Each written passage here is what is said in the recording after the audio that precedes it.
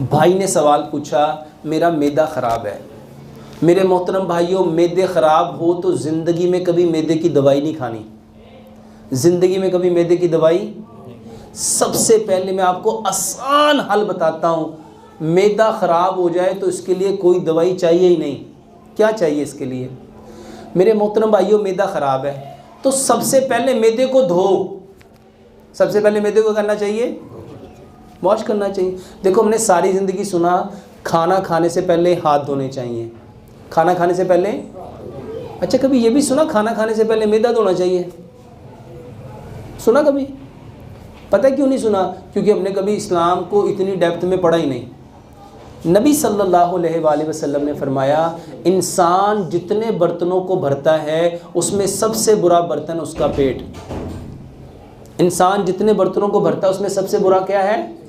पेट। अच्छा, एक बंदे का पेट ख़राब है, ख़राब पेट है, तो उसको पहले सही करना चाहिए कि उसमें खाना डालना चाहिए? तो पेट तो पहले ही ख़राब है और आप ऊपर से फिर खाना डाल रहे हो, तो उसको सही करने के लिए खाना खाने से कम आधा घंटा पहले पानी पियो, ताकि वो सारी जो पेट में गंदगी है वो उसको साफ़ कर दे।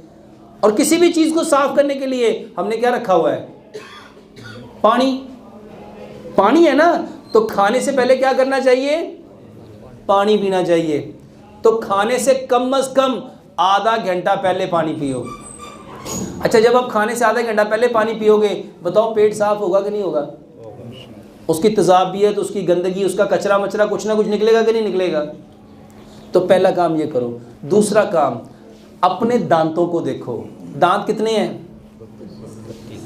32 दांत हैं और 4 तरह के दांत हैं। हकीम लुकमान फरमाया करते थे अपने बेटे को नसीहत करके, बेटा जो दांतों का काम आंतों से लेगा वो कभी भी ठीक नहीं रह सकता। जो दांतों का काम वो कभी ठीक। दांत हैं 32, 8 दांत हैं एक नोक वाले, इनका काम है खाने को काटना। तो सबसे पहले खाने को अच्छी तरह काटो, खाने को अच्छी तरह। दूसरे 8 दांत हैं, ये है 2 नोक वाले। पहले 8 दांत कितनी नोक वाले हैं? एक नोक वाले का काम है काटना, 2 नोक वाले का काम है फाड़ना। तो खाने को अच्छी तरह फाड़ो। और 8 दांत है 3 नोक वाले, इसका काम है खाने को चीरना। और 8 दांत है 4 नोक वाले, इसका काम है खाने को पीसना।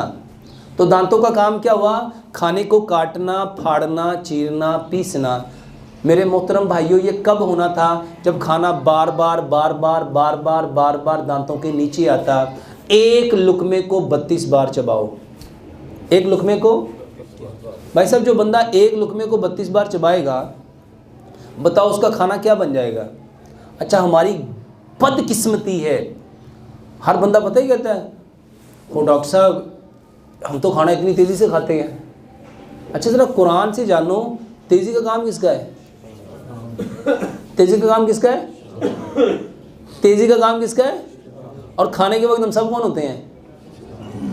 और फिर कहते पेट खराब हो गया। एक लुकमे को जो 32 बार चबाएगा, अच्छा 32 बार चबाने की नौबत ही नहीं आती। हमने कई बार एक्सपेरिमेंट कराया है। हम लोगों को कहते हैं भाई साहब जिसका पेट ख़राब है, कहते हैं मुझे ज़िंदगी में कभी खाना कम नहीं हुआ। हम कहते हैं खाना भी लाओ, आप भी आ जाओ। और मेरे पास अल्हम्दुलिल्लाह सुम्मा अल्हम्दुलिल्लाह, मेरे पास लोग आके बैठ के बाकायदा खाना खा के वो बताते हैं। मैं उनको प्रैक्टिकली बताता हूँ, ये नवाला है, इसको चबाओ और देखो 32 दफ़ा चबा के क्या बनता है। 32 बार जो खाना चबाएगा, बताओ उसका खाना क्या बन जाएगा? उसका पेट कभी ख़राब हो सकता है? पहला काम तो ये करो। और खाना खाने के 1.5 से 2 घंटे बाद पानी पियो, ये पहला काम। दूसरा काम, खाने के औकात क्या हैं? खाने का सबसे बेहतरीन वक्त जो अल्लाह ने बताया है कौन सा है? वो है सुबह का। कौन सा है? सुबह के वक्त में बरकत है, सुबह के वक्त में। और मगरिब के बाद क्या खोल दिए जाते हैं? शयातीन। और हमारा खाने का सबसे बेहतरीन वक्त कौन सा होता है? हम सबसे अच्छा खाना कब खाते हैं? कब खाते हैं? अब आप ना यूरोप के अकॉर्डिंग आ जाओ। जर्मन की कहावत है, breakfast same like king. Breakfast किसकी तरह लेना चाहिए? बादशाहों की तरह। और लंच सेम लाइक प्रिंस और डिनर सेम लाइक बेगर। अच्छा, पंजाब का कल्चर क्या था? लोग सिटी पाई कब खाते थे? बॉम कब खाते थे? निहारी कब खाते थे? मगज़ कब खाते थे? खाद कब खाते थे? पराठे कब खाते थे? लस्सी कब लेते थे?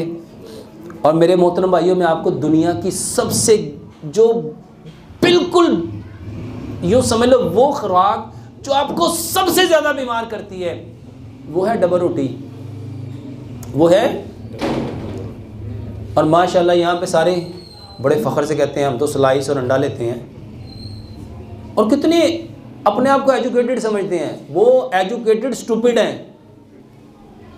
अच्छा, डबल रोटी में जो पढ़े लिखे लोग हैं ना, वो जानते हैं इसमें आर्टिफिशियल बैक्टीरिया पैदा किए जाते हैं, और जब ये डबल रोटियां ख़राब हो जाती है ना, फंगस लग जाती है, उससे दूसरी चीज़ इससे पैदा की जाती है, बनाई जाती है, जिसको कहते हैं रस। जिसको क्या कहते हैं? डबल रोटी जो गल सड़ जाती है। और मैं कोई कहानी नहीं सुना रहा, वल्लाहि मैं पूरे एविडेंस के साथ बात कर रहा हूँ। अच्छा, हमारे यहाँ बड़े फ़ख्र से यहाँ नाश्ता होता है डबल रोटी अंडे का, यहाँ होता है चाय रस का। और ये सबसे बेकार चीज़ है आपके मैदे के लिए, जो मैदे को सबसे ज़्यादा नुकसान देती है। और मैं आपको हदीस से बताता हूँ, प्यारे पैगंबर जनाब मोहम्मद सल्लल्लाहु अलैहि वसल्लम ने पूरी ज़िंदगी कभी बग़ैर छने हुए आटे की कोई चीज़ खाई नहीं थी। ये जो आटा छान लेते हैं ना, नबी सल्लल्लाहु अलैहि वसल्लम ने पूरी ज़िंदगी उसके बनी हुई कोई चीज़ ही नहीं खाई। आपने हमेशा मना किया है कि जैसा है उसको लाओ, थोड़ा सा हिलाओ, जो उसके ऊपर तिनके वगैरह हैं उसको आप हवा से, उसको फूंक से उड़ा दो। ये छान के खाने वाला कॉन्सेप्ट इस्लाम में। और भाई आप छान के उसका जो फाइबर है, उसके जो चोकर है, उसकी जो सूजी है, जो मैदा है, वो तो आप निकालने की कोशिश करते हो। तो उसके जो नेचुरल इंग्रेडिएंट्स हैं, जब आप वो निकाल दोगे तो वो खाना आपको ताकत देगा, मैदे को हेल्दी करेगा, ख़राब करेगा। तो मेरे मोहतरम भाइयों, आटा पत्थर की चक्की का पिसा हुआ लो, ये लोहे की चक्कियाँ, चाइना की चक्कियाँ, स्टील की चक्कियाँ, ब्लेड की चक्कियाँ, पत्थरियों वाली चक्कियाँ, इसको साइंटिफिकली समझो। पत्थर की चक्की पे आटा यूँ पिसता है और बाकी जितनी चक्कियाँ उस पर आटा यूँ कटता है। उस मोटर का आरपीएम इतना तेज़ होता है कि वो आटे के सारे नेचुरल इंग्रेडिएंट्स को बर्न कर देता है। चोकर भी जल गया, सूजी भी जल गई, मैदा भी जल गया, फाइबर भी जल गया। बताओ पीछे बचेगा क्या? वो बचेगा ब्लड प्रेशर जो आप लोगों को है। ये जला हुआ भूस जब आप लोग खाओगे, आटा किस लिए खाना था? जले हुए भूस के लिए कि ताकत के लिए? तो यहाँ क्या मिल रहा है? यहाँ तो वजन ही मिलेगा। पत्थर की चक्की का आटा खाओ और सिर्फ 40 दिन खा के देख लो, अगर कभी कब्ज हो जाए, कभी ब्लड प्रेशर हो जाए, कभी कोलेस्ट्रॉल बढ़ जाए, कभी आपको ये बवासीर हो जाए, कोई दवाई तो नहीं बता रहा। मेरे मोहतरम भाइयों, वो आटा जो रब ने आपके लिए पैदा किया था, बदकिस्मती से आपने वो आटा लिया है जो चाइना की चक्कियों में आता है, और आप लोग इनको समझ रहे हो कि ये आपके खैर खां हैं। तो आटा पत्थर की चक्की का खाओ। 4 बातें आपको बताई। खाना खाने से आधा घंटा पहले पानी पियो, 1.5 घंटा बाद पानी पियो, और एक लुकमे को 32 बार चबाओ। सुबह का खाना पेट भर के खाओ 60%, दोपहर का खाना 30%, शाम का खाना 10%। इसके बाद आपको बताया कि आप आटा पत्थर की चक्की का लेके आओ, और अगर एक काम कर लो, सिर्फ अपना खाना मिट्टी के बर्तन में पकाओ। खाना किस में पकाना है? अच्छा, मिट्टी के बर्तन में क्यों पकाना है? मिट्टी के बर्तन में खाना पकता है, और silver, steel, non stick, Teflon, pressure cooker में खाना गलता है। कभी कॉन्सेप्ट देखा गला हुआ और पका हुआ? एक सेब है पका हुआ, एक सेब है गला हुआ, कौन सा खाएंगे? अच्छा, एक शख्स सुबह भी, दोपहर भी, शाम भी गले हुए 2-2 सेब खाता है, और एक बंदा दिन में सिर्फ एक पका हुआ सेब खाता है। सेहत किसकी अच्छी होगी? अच्छा, वो तो 6 खा रहा है, वो क्या है? तो खाना कौन सा खाना चाहिए था? तो खाते कौन सा हो? अल्लाह ताला कुरान में फरमाते हैं, तुम पे जितनी बीमारियां आती हैं, मुसीबतें आती हैं, परेशानियां आती हैं, बिमा कसबत ऐदिहिम, आई दिन नास, ये तुम्हारे इंसानों के हाथों की कमाई है। जितनी बीमारियां वो इंसानों के, वो आटा कौन लेके आता है? यही हाथ लेके आते हैं। तो मेरे मोहतरम भाइयों, अच्छा बताओ मैदा ख़राब होगा? अच्छा मैंने कहानी सुनाई है कि हकीकत में मबनी बातें हैं। और एक दवाई जो मैं हर बंदे को कहता हूँ खाओ, और अल्हम्दुलिल्लाह कई लाख ने, कई करोड़ों ने शुरू कर दी। और ये वो दवाई है जिसके बारे में अल्लाह ताला ने जिब्रील अमीन को बताया, और जिब्रील अमीन ने प्यारे पैगंबर जनाब मोहम्मद सल्लल्लाहु अलैहि वसल्लम को बताया। वो है काला दाना। कलवंजी वो काला दाना है जिसमें मौत के सिवा हर बीमारी की शिफा है। और हमारी बदकिस्मती ये है, हमारे यहाँ पे लोगों के दिमाग इतने उलझे हुए हैं, कहते हो ये तो बड़ी गर्म होंगी हुई ना, खाई अग हैगी वो अग। अच्छा प्यारे पैगंबर जनाब मोहम्मद सल्लल्लाहु अलैहि वसल्लम क्या फरमा रहे हैं? इसमें क्या है? मौत के सिवा। और यहाँ माशाल्लाह अक्लमंद इंसान क्या फरमा रहा है? अच्छा किसकी बात सच्ची है? अच्छा हम किसकी बात को मानते हैं? हम मानते हो ना मैं तुम मना किया सी ना, वेख्या ही अग हैगी सी, तेने बड़ा घर करना। अच्छा क्या नबी सल्लल्लाहु अलैहि वसल्लम सिर्फ मक्के और मदीने के लिए आए थे? क्या यूनिवर्सल है? हम मेरे मोहतरम भाइयों, प्यारे पैगंबर जनाब मोहम्मद सल्लल्लाहु अलैहि वसल्लम रहमतल लिल आलमीन। तो कलवंजी, और दूसरी चीज़ है मेथी दाना। दूसरी क्या चीज़ है? मेथी दाना लेना है, मेथरे नहीं लेने। ये कलवंजी और मेथी दाना, मेरे मोहतरम भाइयों अल्लाह का नाम लेके ये नीयत रखो कि बताने वाले कौन है? प्यारे पैगंबर जनाबे मोहम्मद सल्लल्लाहु अलैहि वसल्लम। 100 ग्राम कलवंजी लो, 100 ग्राम मेथी दाना, दोनों को मिक्स कर लो। रात को 5 गिलास पानी लो, 3 चाय के चम्मच कलवंजी मेथी दाना डालो। मेरे मोहतरम भाइयों जिसको शुगर है, जिसको कोलेस्ट्रॉल है, जिसको एसिडिटी है, जिसके इवन कैंसर है, कोई बीमारी है, सारे ही खाओ। कैसे? 100 ग्राम कलवंजी, 100 ग्राम मेथी दाना, 5 गिलास पानी, 3 चम्मच उसमें डाल दो। जिसको शुगर है वो गुड़ ना डाले, बाकी उसमें 3 चम्मच गुड़ मिलाए और 3 चम्मच उसमें लेमन मिलाए। उसको इतना पकाओ, इतना पकाओ, इतना पकाओ, इतना पकाओ, 5 गिलास पानी, 4 गिलास रह जाए। इसको मिट्टी के बर्तन में रख लो।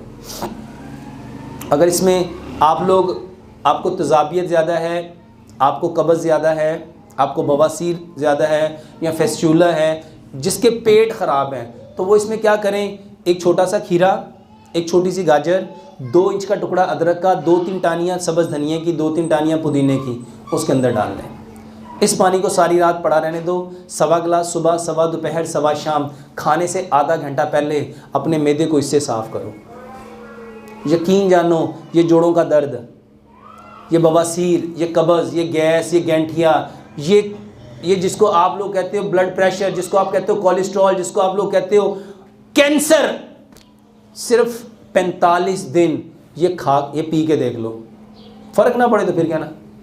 दूसरी चीज़ जिसके बारे में हज़रत आयशा सदीक़ा रज़ी अल्लाह तआला फरमाती हैं, हमारे यहाँ जब कोई बीमार होता था तलबीना चूल्हों पे चढ़ जाता था, तलबीना, और उस वक्त तक चूल्हे पे रहता था, या वो शख्स सेहतमंद हो जाता था या वो अल्लाह से मुलाकात कर लेता था।